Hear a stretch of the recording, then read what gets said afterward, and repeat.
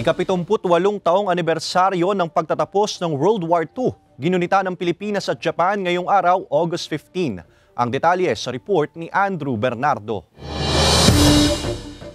Ginugunita ng Pilipinas at Japan ang ika-78 na taon ng pagtatapos ng ikaliwang digmaang pandaigdig na kumitil sa mahigit 1 milyong buhay ng mga Hapon at Pilipino. Bilang pag-alala, sama-samang nagbigay pugay at nag-alay ng bulaklak ang mga Japanese national sa itinayong dambana sa Barangay Caliraya, Cavinti, Laguna na pinaniniwala ang lugar kung saan namatay ang mga war veteran. Sa aktibidad, magkasunod na inawit ang pambasang awit ng Pilipinas at Japan. Present sa aktibidad ang Japanese Ambassador to the Philippines na si Koshikawa Kazuhiko. This reminds us of what happened here 75 or 80 years ago, and then also we remind us of how we have to do it now and toward the futures.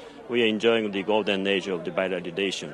Bagamat aminado na nakapagdulot ng pigati sa mga Pilipino ang mga inorganisang digmaan noon, sinabi nitong natuto sila sa pangyayari. We do not repeat errors, mistake again, and we determined to further promote our bilateral friendship.